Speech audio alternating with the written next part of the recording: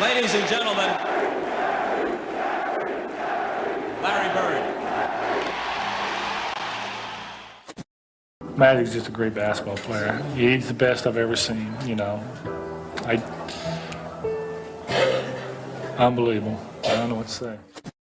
Incredible playoff performance. I've never seen it before, and I had never seen it after. That wasn't Michael Jordan out there. It was God disguised as Michael Jordan. He was my GOAT.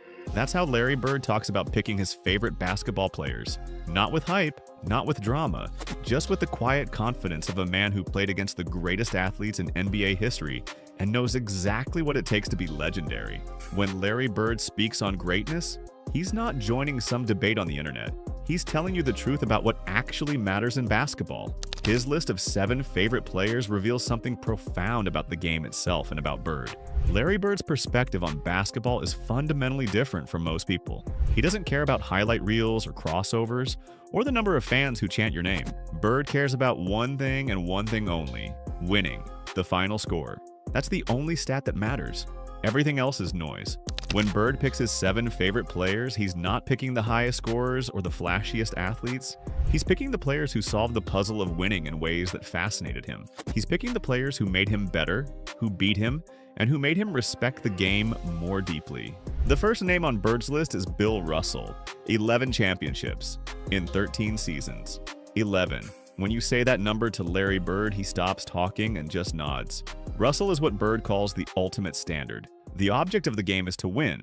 The player who won the most and did it most consistently belongs at the top. But that's not debatable to Bird. Russell won those championships while helping everyone around him without hurting anyone. That's political ability. That's leadership. Bird understood that in a team sport, managing egos and distributing credit matters as much as the plays you make on the court. Russell did both perfectly. Russell dominated without ever needing to score. He could grab 25 rebounds, block 8 shots, score 6 points, and still win the game. That's discipline, and that's the opposite of empty stats.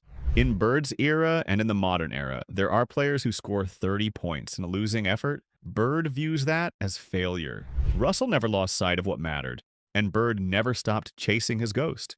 Russell set the standard so high that every Celtic who came after him was chasing a legend. Bird won 3 MVPs. Bird won 3 championships.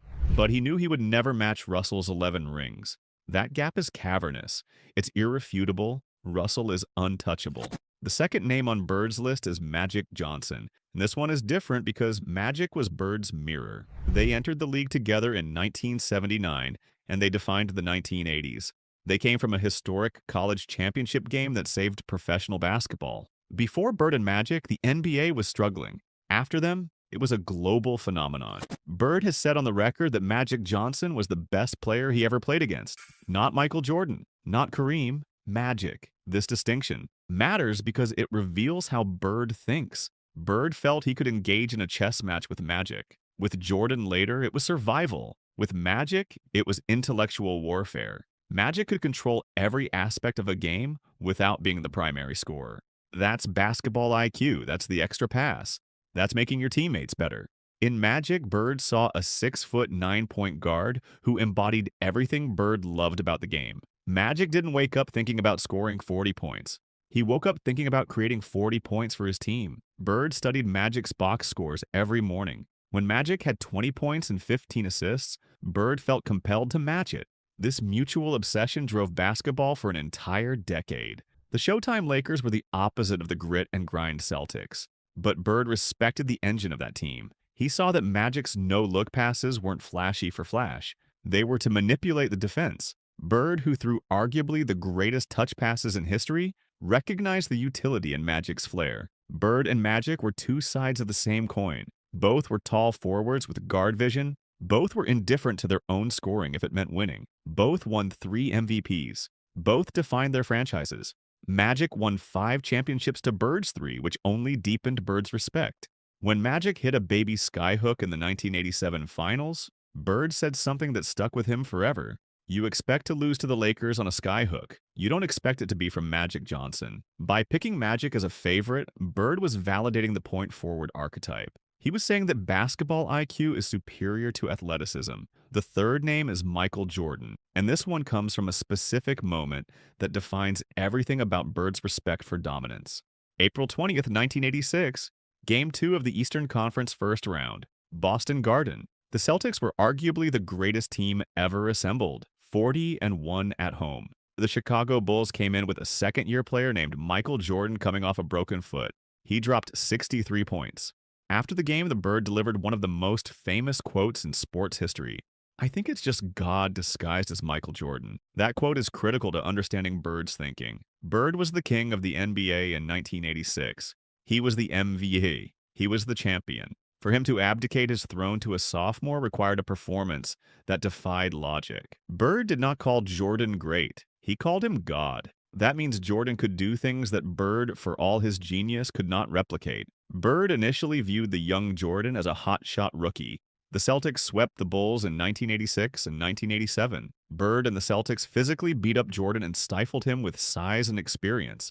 But even during those sweeps, Bird maintained that Jordan was the most dominant individual force the league had ever seen. This is an important distinction. Best player means making teammates better. Most dominant means destroying an opponent single-handedly. Jordan was the latter. Over time, Bird's respect for Jordan deepened. He saw Jordan develop the mental toughness that Bird prized above all else. Jordan became a killer. Bird recognized that Jordan had matched him in mental fortitude and surpassed him in physical capability. Jordan also had a fear factor that Bird respected. Opponents would crumble before Jordan before the game even started. That's psychological warfare in Bird's view. The game is won mentally before it is played physically. Jordan's aura won games simply because opponents did not believe they could win. Bird saw this and understood it. Jordan represented hero ball dominance. Bird represented team-first basketball. By honoring Jordan, Bird bridges the gap between eras. He admits that while he loved the past, the dunk executed by God was undeniable. The fourth name is Kareem Abdul-Jabbar. While the Bird-Magic rivalry dominated the headlines, Bird quietly held a terrified respect for Kareem. Bird has cited Kareem as the most difficult player to prepare for. The reason was singular and mechanical: the skyhook. Bird considered the skyhook to be the most unstoppable shot in the history of the game. As a defender, Bird was a master of anticipation. He could predict passing lanes, strip the ball, and take charges. But the skyhook broke the rules of engagement. Released at the apex of a 7'2" frame's full extension, it was mathematically impossible to block. Bird noted with a mix of awe and frustration that no matter what he threw at Kareem, Kareem would score 50 against him. For a control freak like Bird, Kareem represented chaos, a variable that could not be solved. In a revelation that often surprises casual fans, Bird has at times placed Kareem above both Jordan and Magic. Bird stated that without question and without hesitation, Kareem Abdul-Jabbar was the best player he ever played against. Not just the best center, the best player, period. He was better than Magic, better than Michael. This is a staggering endorsement. Bird justifies this by pointing to Kareem's longevity and foundational impact. While Magic got the glory, Kareem was the foundational piece of the Lakers' success. The Lakers could survive a bad game from Magic. They could not survive without Kareem's 25 points. Bird valued the inevitability of Kareem. You knew what he was going to do, and you still couldn't stop it. Bird played 13 seasons, but his back betrayed him in the final years. Kareem played 20 seasons. Bird held a deep and jealous respect for Kareem's conditioning. He famously quipped that his left leg belongs in the Smithsonian. For Kareem to maintain his dominance into his late 30s and early 40s, winning Finals MVP at age 38, was to Bird a feat of discipline equal to Russell's 11 rings. Kareem represents the professional, the player who treated his body like a temple and his shot like a science. The fifth name is Wilt Chamberlain. Larry Bird is a student of history. While many modern players dismiss the pre-merger era as plumbers and firemen, Bird holds a fierce defensive stance regarding the legends of the 1960s. Among them, Wilt Chamberlain stands as the untouchable giant. Bird frequently cites Wilt when discussing the statistical limits of the sport. He has referred to Wilt's records as hilarious, not because they are funny, but because they are absurdly out of reach. The 100-point game, the 50.4 average in 1962, the 48.5 minutes per game average. Bird recognizes that these numbers represent a level of physical dominance that has never been seen since. If I had to pick a guy, Bird stated, It would be Wilt Chamberlain because his records are hilarious and nobody will approach any of them. Bird sees himself as a bridge between the old school and the modern era. He views the dismissal of Wilt's achievements as an insult to the game itself. Bird appreciates that Wilt forced the league to change the rules just to make it harder for him.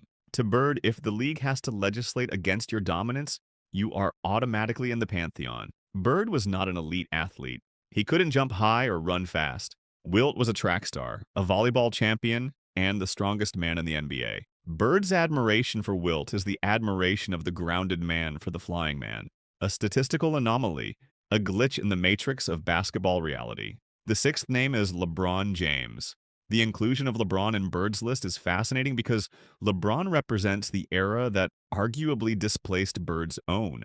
LeBron is a 6'9" forward who dominates the ball, a supersized version of Bird himself. Despite the generational gap, Bird has been a vocal defender of LeBron. Bird specifically appreciates LeBron's passing ability and basketball IQ. He has stated that LeBron plays the game the right way. This is the highest compliment in Bird's lexicon. Playing the right way means making the correct basketball decision regardless of ego. If the defense collapses, pass the ball. If the lane opens, drive. LeBron, like Bird, is often criticized for passing to teammates in clutch situations instead of forcing a shot. Bird defends this trait because it is the mathematically correct way to play. Perhaps the most revealing insight into Bird's psyche comes from his comparison of LeBron to Bill Walton. Bird was asked who he would want to play with. He replied that if he wanted to have fun, he would play with LeBron. That would be like playing with Bill Walton in 1986. For Bird, 1986 was the most fun he ever had playing basketball. Why? Because Walton was a big man who could pass. The ball moved. There was no dribbling the air out of the ball. It was cut, pass, score. Bird sees LeBron as the ultimate facilitator, a player who generates flow. This quote reveals that deep down, Bird is an artist. He loves the beauty of the game. He sees LeBron not as a rival, but as a creator of the basketball symphony that Bird cherished most. Bird also dismisses the old head critique that LeBron wouldn't survive in the 80s. He has stated that LeBron is a freak, and he'd be just as good in any era. Bird recognizes that 6'8", 260 pounds, with point guard vision translates to any decade. By embracing LeBron, Bird shows that his criteria for greatness is adaptable. The seventh and final name is Kobe Bryant.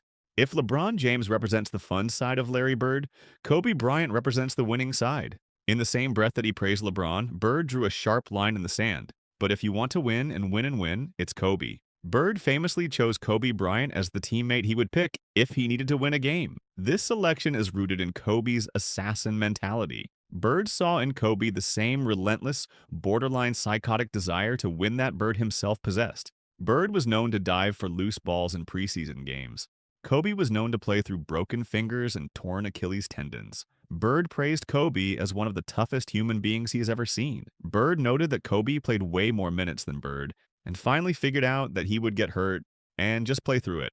That's the mentality of a great player. This quote is personal for Bird. Bird's career was cut short because his back collapsed. He spent his final years in excruciating pain. He sees Kobe's ability to endure pain and continue performing at an elite level as a virtue that transcends skill. To Bird, toughness is a skill, and Kobe was the grandmaster. Kobe Bryant revered Larry Bird.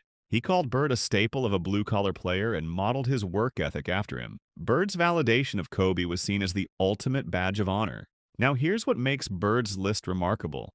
Every single player on it is a multiple-time champion. Russell won 11, Magic won 5, Jordan won 6, Kareem won 6, Wilt won 2, but with untouchable dominance.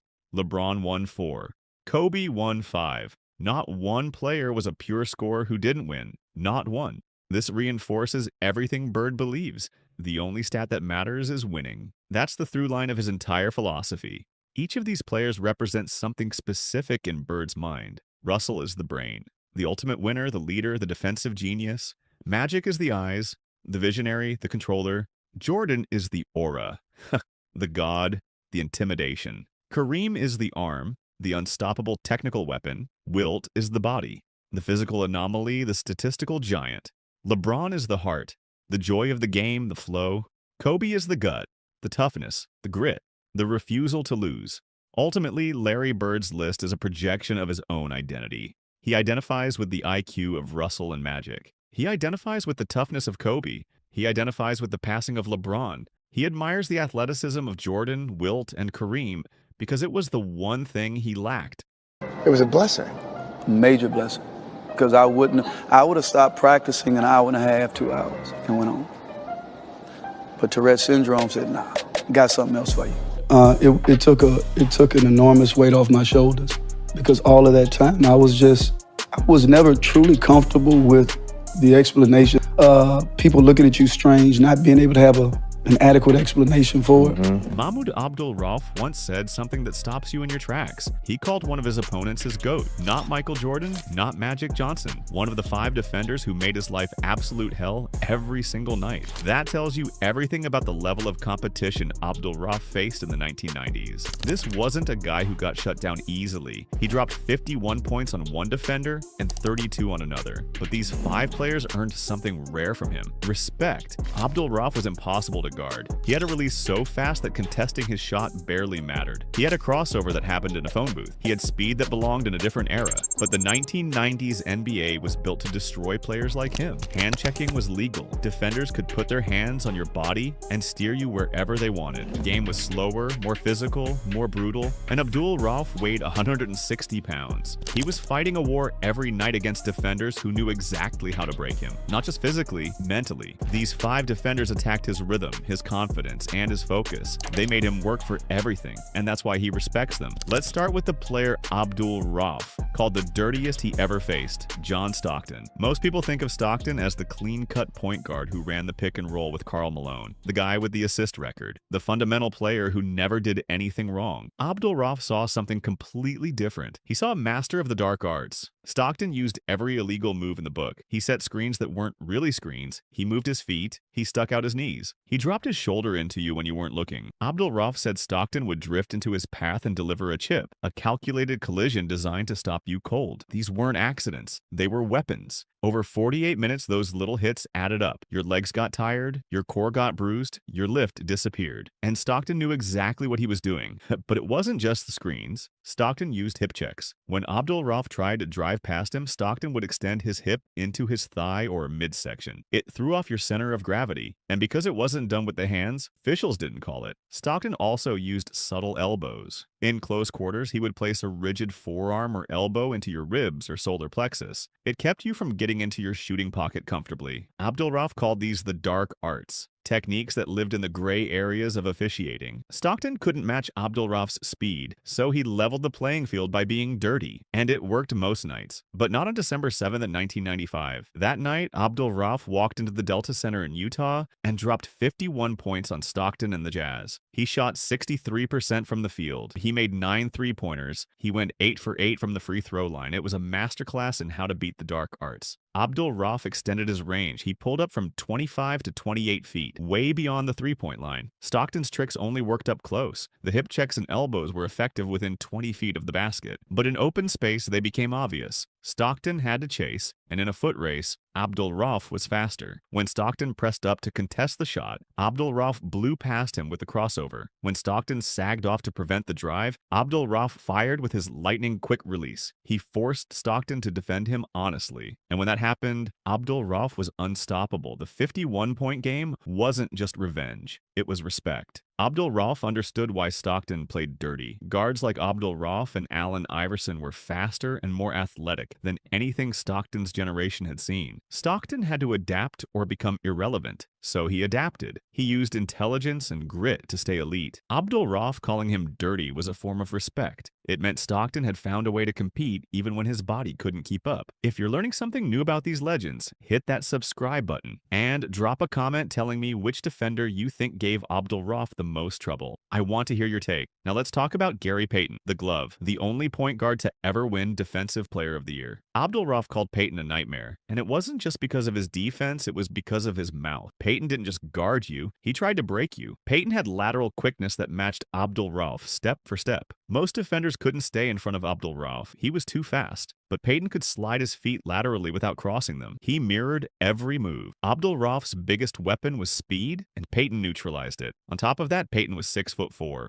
Abdul Rauf was 6'1". Peyton used that length to harass the dribble. He poked the ball away. He forced Abdul Rauf to pick up his dribble early. Just bringing the ball up the court became exhausting. But the real weapon was psychological warfare. Peyton talked nonstop. He commented on your family, your skills, your mistakes, your ticks. Abdul Rauf had Tourette's syndrome. He needed rhythm and focus to play at his best. He operated in a flow state. Peyton's trash talk was designed to pull him out of that state. It forced Abdul Rauf to engage in a mental battle instead of focusing on basketball, and that's when mistakes happened. Peyton's talk wasn't random. It was strategic. Every word had a purpose: to distract, to frustrate, to make you think about him instead of your game. In the 1994 playoffs, Peyton proved just how dominant he could be. The Nuggets upset the Sonics in the first round. It was the first time an 8 seed beat a 1 seed, but people forget that Peyton shut Abdul Rauf down during key stretches of that series. The Nuggets coaching staff had to bench Abdul Rauf in crunch time. They used backup guard Robert Pack to close games instead. That's how effective Peyton was. He didn't just contest shots, he made an elite scorer strategically useless.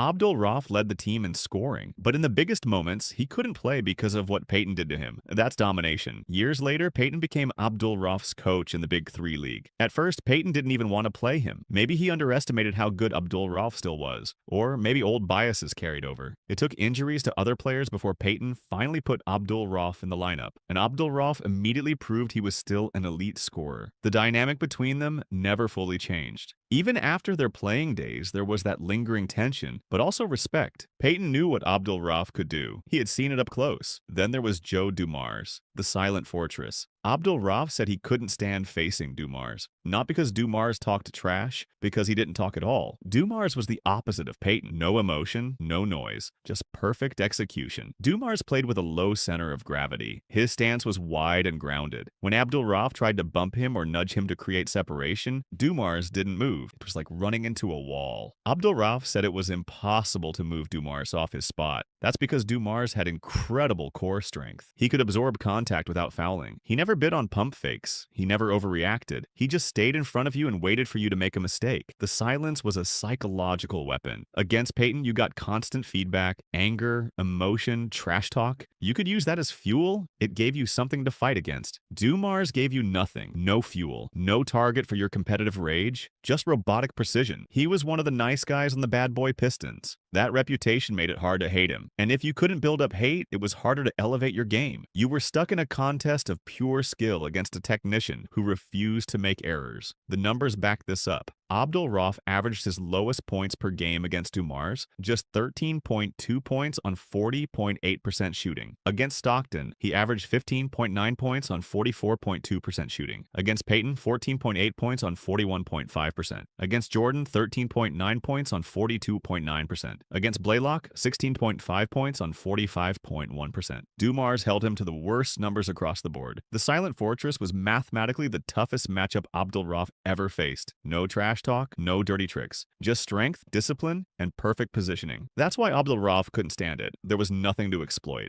Nothing to push back against, just a defender who did everything right. Now let's talk about Michael Jordan. When Abdul Rauf discussed Jordan, he didn't just talk about defense. He talked about the system, the aura, the intimidation factor. Jordan was a 9-time all-defensive first-team selection. His length and athleticism were obvious. But Abdul Rauf said the real challenge was that Jordan's presence changed how the game was called. Officials were hesitant to call fouls on Jordan. Hand checks that would be fouls for other players were play on for Jordan. Body bumps and aggressive reaches that would send a rookie to the line didn't get called. This created an uphill battle for Abdul Rauf. He had to beat Jordan's defense and the whistle. Every possession required a higher degree of difficulty. Driving to the rim meant absorbing contact without getting rewarded. So Abdul Rauf adopted a mindset. He called it the kill MJ mindset. This wasn't arrogance, it was survival. Abdul Rauf believed that showing any hesitation or deference would result in getting crushed. Jordan was 6'6" and would often guard Abdul Rauf directly to use his length advantage. Abdul Rauf's strategy was simple. Attack immediately. Use his quickness to get Jordan off of him. Force switches. Tire the bigger player. Don't give Jordan time to set his feet or establish control. On February 4th, 1996, Abdul Rauf proved this mindset worked. The Chicago Bulls came to Denver with a 41-3 record and an 18-game winning streak. They were on pace to finish 72-10, the greatest regular season record in NBA history. The Nuggets won 105-99. Abdul-Rauf led the way with 32 points. He shot 13 of 27 from the field and 4 of 10 from 3. He attacked Jordan off the dribble. He used pull-up transition threes to prevent Jordan from setting his feet on defense. He scored 23 points in the first half and built a lead the Bulls couldn't overcome. Jordan scored 39 points in response, but it wasn't enough. This game showed that when Abdul-Rauf found his rhythm, he was uncheckable, even against the greatest player of all time, even against the aura, even against the whistle. Respect goes both ways. Finally, there's Mookie Blaylock, the ball hawk, the chaos creator. Abdul-Rauf called Blaylock one of the most annoying defenders he ever faced. Blaylock didn't play like Dumars or Stockton. He gambled constantly. He jumped passing lanes. He reached for steals. He ranks 4th all-time in steals per game at 2.33. For a point guard whose primary job is ball security, this created constant anxiety. Abdul-Rauf said he could never relax against Blaylock. Against Dumars, you knew he'd be in front of you. Against Blaylock, you didn't know if he'd lunge for the crossover or bait a pass. Every dribble required hyper-vigilance. It increased the mental tax of the game. Blaylock also picked up defenders 94 feet from the basket. Full court pressure. This drained energy before you even reached your offensive set. For a player with Abdul-Rauf's usage rate, that physical toll was significant. The constant gambling, the full court pressure, the unpredictability, it all added up to stress. Even when Abdul-Rauf scored well against Blaylock, the process was exhausting. The stats show Abdul-Rauf actually averaged his highest points per game against Blaylock in this group, 16.5 points on 45.1% shooting. That reveals the trade-off of Blaylock's style. The gambling that caused anxiety also created openings. If Blaylock missed a steal attempt, Abdul-Rauf was free to step into his deadly mid-range jumper. The annoyance wasn't about the result. It was about the stress of the process. Every possession felt like a trap waiting to spring. What makes Abdul-Rauf's story more painful is that we never got to see him adapt to these defenders in his prime. In 1996, at the peak of his powers, he was averaging 19.2 points and 6.8 assists. Then he made a decision that changed everything. He refused to stand for the national anthem. He viewed the flag as a symbol of oppression that conflicted with his Islamic faith. The league suspended him. He faced death threats. His home was burned down. He eventually reached a compromise to stand and pray, but the damage was done. His time as a featured star in the NBA was over. He was effectively blackballed. He played in Turkey and Japan while still in his prime. This adds weight to his memories of these defenders. And the data we have on Abdul-Rauf versus Stockton, Payton, Dumars, Jordan, and Blaylock is confined to a small window, mostly between 1991 and 1996. We never saw a veteran Abdul-Rauf with more experience and wisdom adapt his game over time. The sample size is that of a shooting star, brilliant, brief, and abruptly extinguished. His career was also shaped by Tourette's syndrome. He needed rhythm and perfection. Disrupting his internal timing wasn't just about stopping the ball, it was about disrupting his mind. The defenders he named understood this, whether through chaos like Blaylock, silence like Dumars, or rhythm-breaking physicality like Stockton. They attacked his specific vulnerability. Modern analysts call Abdul-Rauf the Steph Curry before Steph Curry. If he played in today's NBA, where hand-checking is banned and Stockton's hip checks would be flagrant fouls, his 51-point explosions might have been the norm. His battles against the dark arts of the 1990s show just how hostile that era was for small, skilled shooters. He was a prototype for the future trapped in a decade designed to destroy him. Abdul-Rauf's testimony about these 5 defenders gives us a complete picture of 1990s defense. It wasn't just toughness. It was diversity. Stockton brought physicality and the dark arts. Payton brought psychology and verbal assault. Dumars brought discipline and the silent wall. Jordan brought systemic intimidation and the aura. Blaylock brought chaos and the gamble. Abdul-Rauf navigated all of it. He scored 51 on the master of dirty play. He scored 32 on the icon of intimidation, despite his size. Despite his neurological challenges, despite a league that didn't protect players like him, that he fought these wars successfully and then got removed from the battlefield, for his conscience remains one of basketball's great what-ifs. These 5 defenders didn't just challenge Abdul-Rauf, they revealed his greatness, because only a truly elite player earns respect from legends. And Abdul-Rauf earned it from all 5. If this video made you see these players differently, hit that subscribe button and let me know in the comments which of these 5 you think was the toughest. Abdul-Rauf's respect for them is a reminder that greatness recognizes greatness, even when it's fighting against it.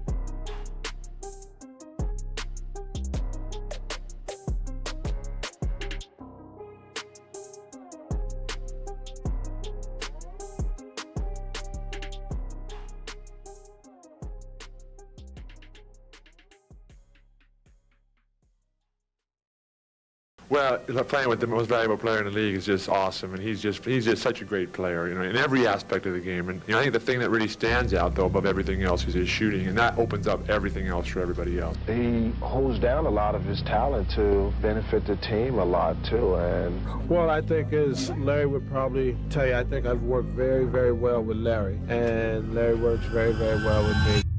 When Dennis Johnson looks back at his legendary career, he remembers one thing. He was my GOAT, a Hall of Fame guard, a 5-time NBA All-Star, a 3-time champion. But what impressed DJ most was not his own greatness. It was the greatness of 5 other players who changed how he saw the game. Dennis Johnson spent his playing days in the late 1970s and 1980s, competing with and against some of basketball's all-time legends. He was a fierce defender. He was clutch when it mattered. But when he reflects on his career now, he doesn't talk about himself. He talks about 5 players who inspired him and showed him what true excellence looked like. Let's start with Larry Bird. Dennis Johnson calls Larry Bird the smartest player he ever played with. Think about that. DJ spent years alongside great minds in basketball, but Bird stood out. His Boston Celtics teammate and 3-time NBA MVP had something truly special. It was his basketball brain. It was how he saw the game. Bird had basketball IQ that was nearly impossible to match. He understood angles, timing, and his teammates better than they understood themselves. But there was something else about Larry Bird that Dennis Johnson could never stop talking about. Pressure never touched him. Think about that phrase. Most players crack under pressure. Most players feel the weight of the moment. Not Bird. He thrived on pressure. He got better when stakes got higher. He wanted the ball when everything was on the line. Bird delivered in countless crucial moments. He was cool. He was calm. He was confident. That confidence came from preparation and knowing his craft inside and out. Johnson saw firsthand how Bird's decision-making lifted the Celtics in big games. Whether Bird was orchestrating the offense or hitting a last-second shot, he remained composed. He was the embodiment of Celtics pride. That was a hard-working, team-oriented approach to stardom. Bird inspired his teammates to excel. He made everyone around him want to be better. DJ witnessed Bird's reliability in the clutch over and over again. One perfect example happened in the 1987 Eastern Conference Finals. Bird made a steal and assisted the ball to Johnson for a game-winning play. That moment captured everything DJ loved about Bird. In the biggest moment, Bird did the right thing. He made the right play. He never panicked. His intellect and poise under pressure made him someone DJ revered as the smartest and most clutch teammate ever. Next on Dennis Johnson's list is Magic Johnson. Magic was an opponent. The Los Angeles Lakers had Magic running their offense. These two teams met in the finals. These two players faced each other many times. DJ had nothing but respect for him. He called Magic the hardest guard to deal with. But Magic did not dominate by forcing. Magic controlled the game without forcing anything. That is the key to understanding what made Magic so special. Earvin Magic Johnson was 6 feet 9 inches tall. Most point guards are much shorter, but Magic's height was just the beginning. What made him revolutionary was his court vision, size, and leadership. He had the ability to dictate tempo and make teammates better without needing massive scoring. Magic would rack up assists and manage the offense. He would only score when opportunities came. That style made him near flawless. Players around the league had to admit it. This guy is just different. Dennis Johnson experienced Magic's impact directly during those intense Lakers-Celtics finals matchups. Magic's no-look passes were incredible. His calm orchestration could break down any defense without him ever seeming to force the issue. By controlling pace and involving everyone, Magic dictated games. He did it with a kind of joyful efficiency that was rare to see. DJ respected Magic as a peer who was incredibly tough to guard, yet played with grace and beauty. Magic never made things harder than they needed to be. He let the game come to him, and because he let the game come to him, he was always in complete control. That is why Dennis Johnson ranked Magic among his all-time favorite players. The third player on Dennis Johnson's list is Isiah Thomas. Now, here's something important. The Boston Celtics and the Detroit Pistons were bitter rivals. These teams did not like each other. The Pistons were known as the bad boys. They played physical. They played tough. But despite this intense rivalry, Dennis Johnson held Isiah Thomas in high regard for his remarkable character. DJ described Isiah as a fearless competitor who never backed down. That is exactly what he was. Isiah Thomas was only about 6 feet tall. In a league of giants, he was small, but his size never stopped him. He was perhaps the grittiest performer at point guard in the entire 1980s. He was a feisty competitor who offered no quarter and expected none in return. He led Detroit with skill and sheer will. He often played through injuries and never shrieked from challenges. Johnson faced Thomas in numerous playoff battles. He watched how Isiah's sunny smile masked inner toughness. That inner toughness galvanized his entire team. Whether it was absorbing hard fouls or engaging in tough talk or hitting clutch shots, Isiah Thomas always rose to the occasion. occasion. He never backed down. That became the defining characteristic of his entire career. DJ openly respected that relentless drive. In the cauldron of Celtics Pistons games, Thomas's refusal to back down was electric. It was even against bigger opponents or hostile crowds. That fearlessness exemplified something that earned Johnson's deepest praise. It was this competitive fire. It was this refusal to quit that made Isiah one of Johnson's favorite and most respected adversaries in the entire game. Here's where I want to pause for a moment and ask you something. Which of these players do you agree with DJ most about? Leave a comment below. Let me know. Do you think Bird was the smartest? Do you think Magic had the most control? Do you think Isiah had the most heart? The comment section is waiting for you. And if you have not subscribed yet, now is a great time. Subscribe to see more deep dives into the legends who shaped the NBA. Hit that subscribe button right now.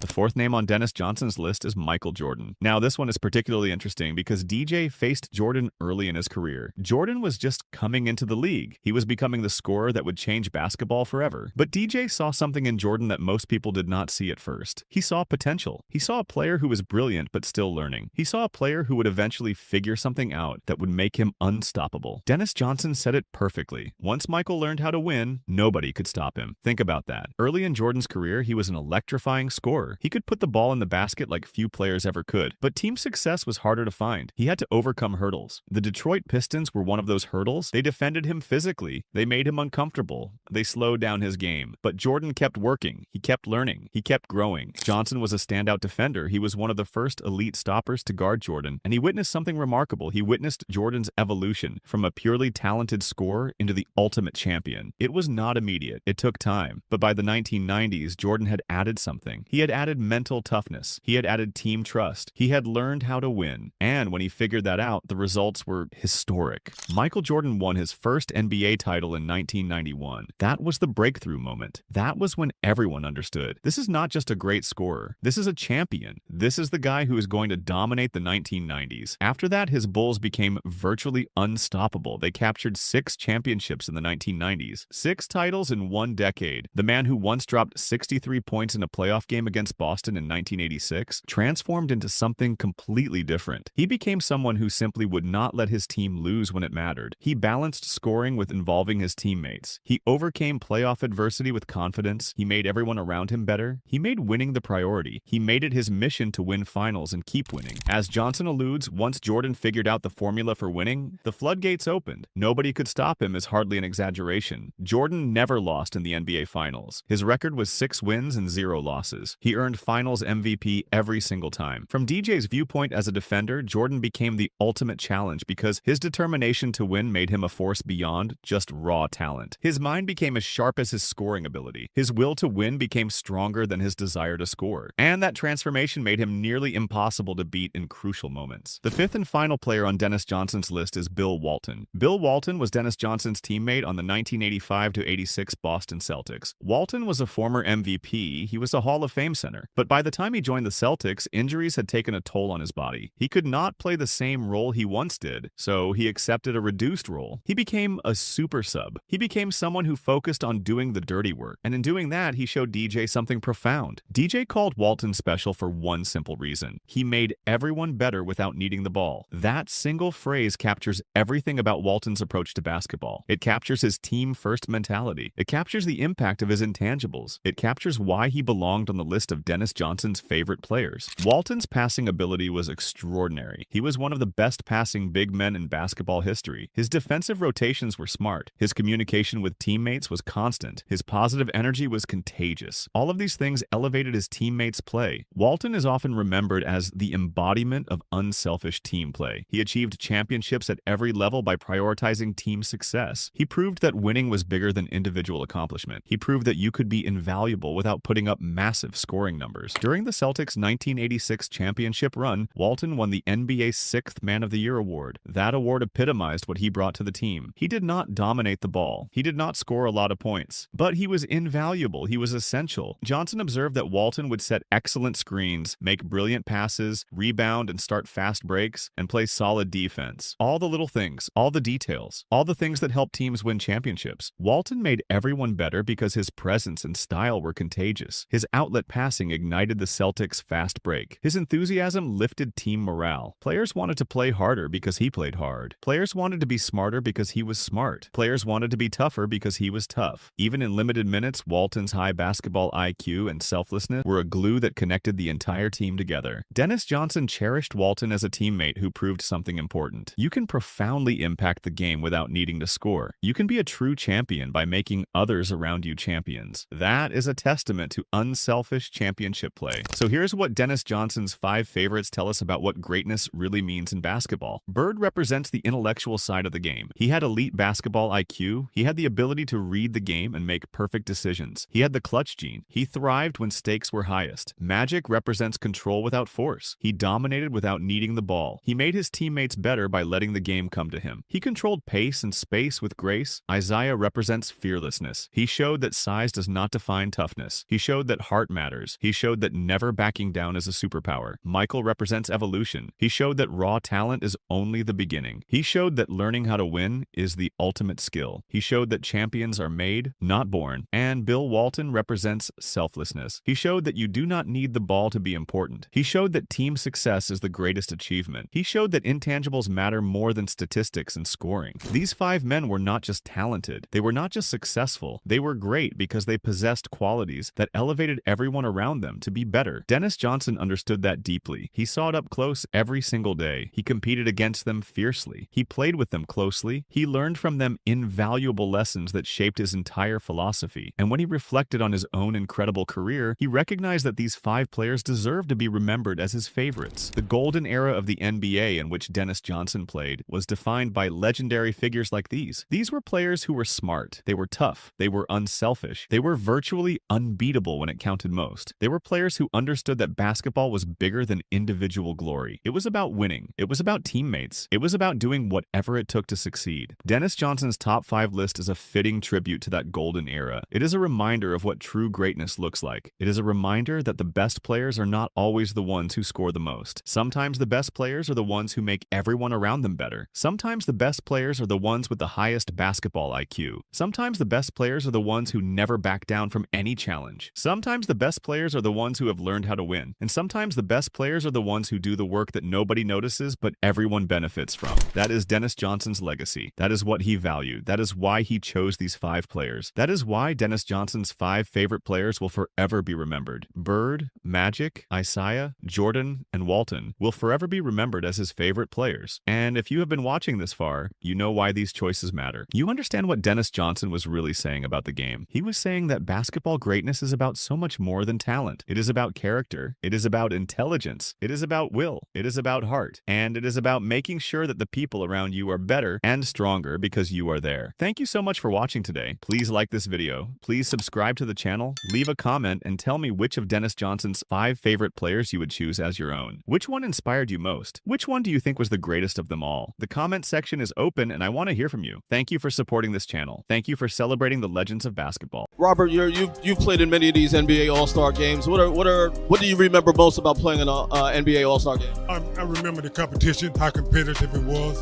from jump ball to the ending, and also what a privilege and an honor it was to be selected to play in the All-Star game. Never complained, especially as I referenced earlier, he went through some very lean times. Never complained. It's when I did his job every night and led by example, and I always appreciated that because that's how I tried to play the game. Robert Parrish just dropped his list of the 7 greatest centers of all time.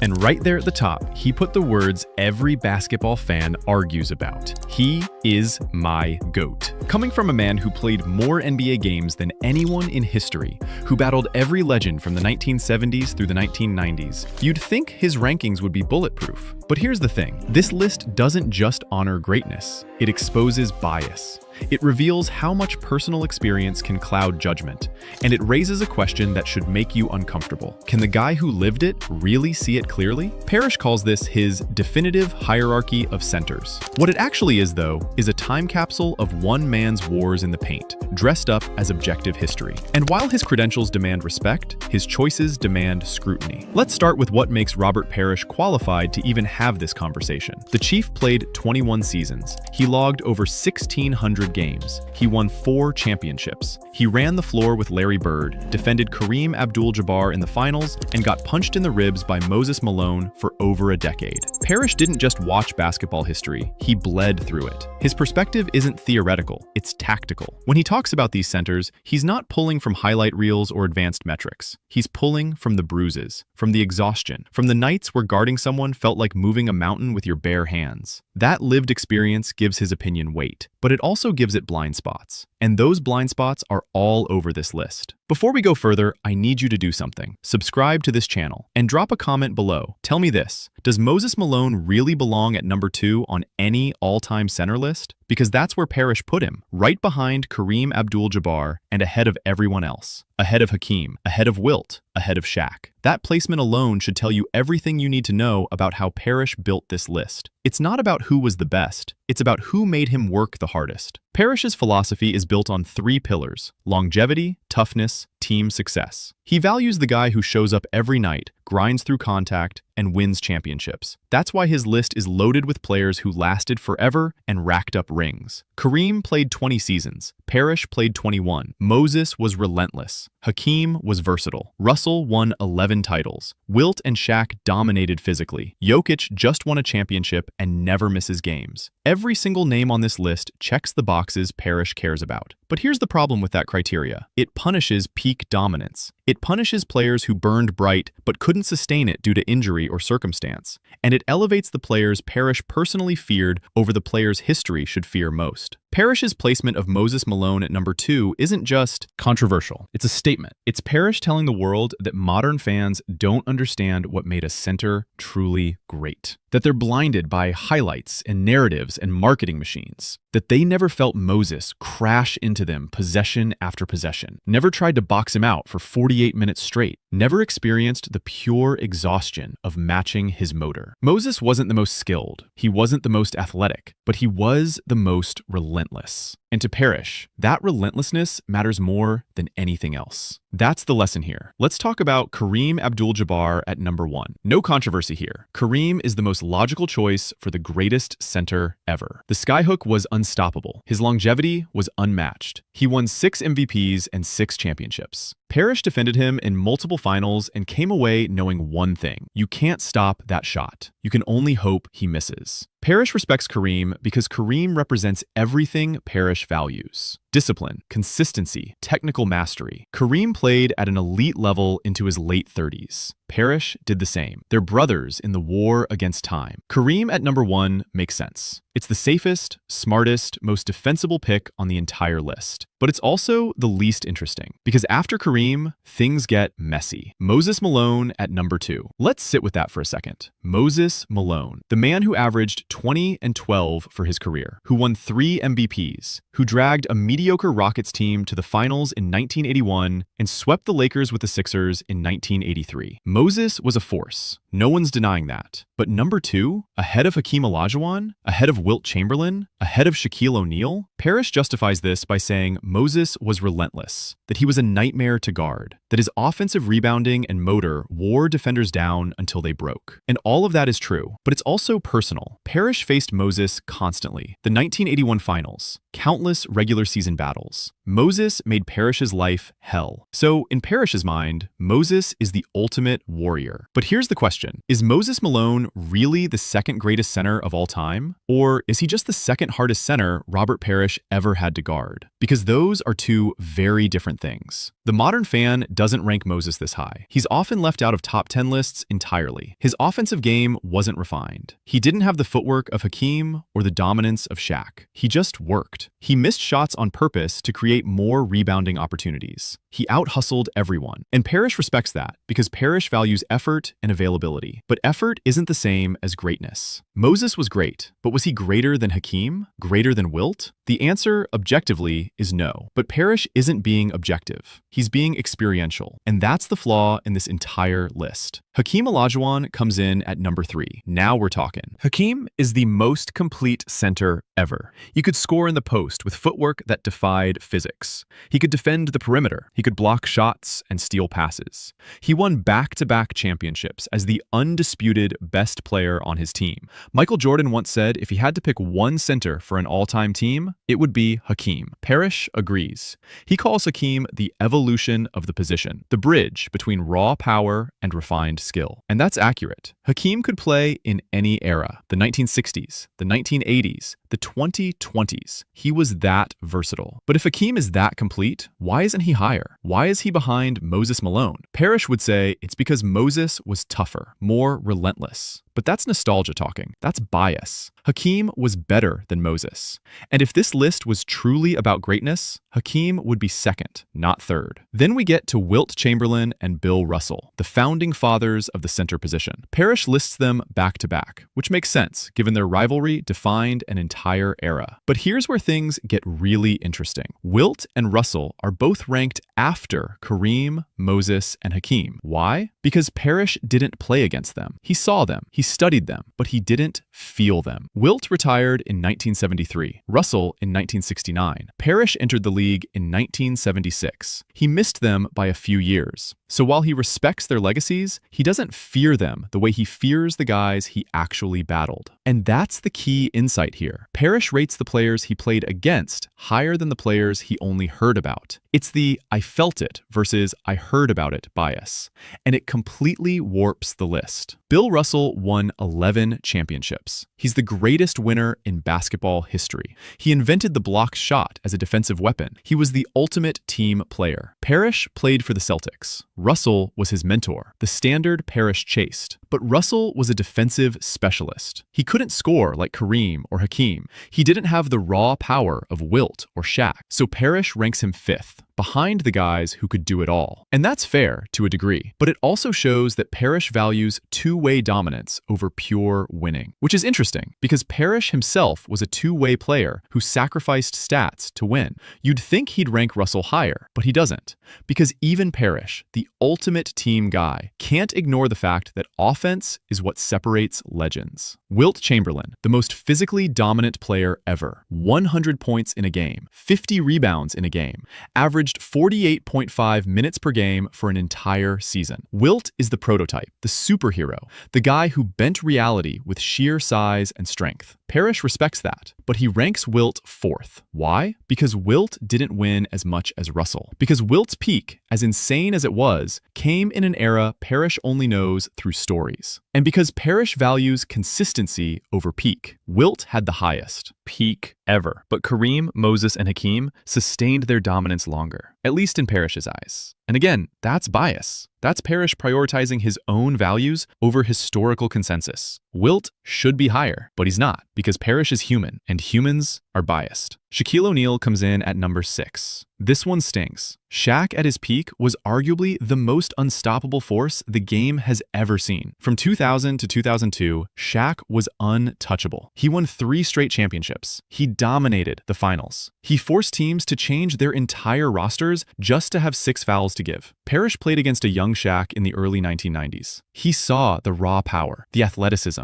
the destruction. So why is Shaq 6th? Why is he behind Moses and Hakeem and Wilt? Because Parrish didn't respect Shaq's conditioning. Shaq played himself into shape. He missed games. He didn't have the discipline of Kareem or the motor of Moses. And for a guy like Parrish, who kept himself in perfect shape until age 43, that's unforgivable. Shaq could have been number 1, but he didn't work hard enough. At least, not in Parrish's eyes. So he's 6th. And that's a problem, because Shaq's peak was higher than Moses Malone's entire career. But Parrish doesn't care about peaks. He cares about marathons. And that's why this list feels wrong. Finally, we get to Nikola Jokic, the modern wildcard, the European who rewrote the playbook. Jokic is the most surprising inclusion on this list, and it's also the most revealing. Parrish is an old school guy, born in Louisiana in the 1950s, played in the 1980s when the game was physical and unforgiving. You'd expect him to dismiss Jokic as soft, as a product of a watered-down era, but he doesn't. He includes him, and not just as a token gesture. Parrish genuinely respects Jokic. Why? Because Jokic reminds him of Larry Bird. The high release point, the court vision, the ability to dominate without being the most athletic guy on the floor. Parrish won championships catching passes from Bird. He knows the value of a big man who can facilitate. Jokic is the greatest passing center ever. He won a championship in 2023. He plays every game. He's durable. He's skilled. He's smart. Parrish sees all of that and recognizes greatness. But even here, there's bias. Jokic is ranked 7th, dead last, behind Shaq, behind Wilt, behind everyone. Why? Because Jokic hasn't done it long enough. He's only got 1 ring. His defense is questionable. And while Parrish respects the evolution, he's not ready to put a modern player above the legends he battled. Not yet. Maybe not ever. So what does this list really tell us? It tells us that Robert Parrish values the players who made him suffer, the ones who forced him to dig deep, the ones who tested his body and his will. Kareem with the skyhook, Moses with the relentless rebounding, Hakeem with the footwork. Those are the guys who earned Parrish's respect through violence and exhaustion. And that's understandable. But it also means this list isn't about who the greatest centers are. It's about who the greatest centers were to Robert Parrish. And those are 2 very different conversations. Here's the second call to action. Comment below with your all-time center list. Is Parrish's era-based logic still valid today? Or does the modern game demand a different standard? Because that's the real debate here. Parrish judges these centers based on durability, toughness, and rings. But is that still the right way to evaluate greatness? Or has the game evolved past that? Jokic is dominating with passing and shooting. Players are load managing. The game is faster and more skilled. Does longevity still matter as much as it did in Parrish's day? Or are we in a new era where peak performance trumps everything? Let me know what you think, because this conversation isn't over. It's just getting started. Let's talk about the players who didn't make this list. Patrick Ewing, David Robinson, Dwight Howard. All legitimate Hall of Famers. All champions or near champions, but none of them are here. Why? Because they don't fit Parrish's criteria. Ewing never won a ring. Robinson was great, but didn't have the killer instinct of Hakeem. Dwight had the peak, but not the longevity or the skill refinement. Parrish's list is a championship list. Every single player on it won at least 1 title. That's non-negotiable. If you didn't win, you don't belong in Parrish's top tier. And that makes sense for a guy who won 4 rings. But it also shows how narrow his definition of greatness is. Because plenty of all-time greats never won, and they're still all-time greats. But not to Parrish. To him, winning is everything. And if you didn't win, you weren't great enough. The implied hierarchy of this list is fascinating. Parrish claims there's no strict order, but the vertical presentation tells a different story. Kareem and Moses at the top, the guys Parrish battled directly. Hakeem as the bridge to the modern game. Wilt and Russell as the historical pillars. Shaq and Jokic as the successors. This isn't random. This is a psychological map of Parrish's career. The top of the list is his era, the golden age of the 1980s, the guys he went to war with. The middle is the history he respects.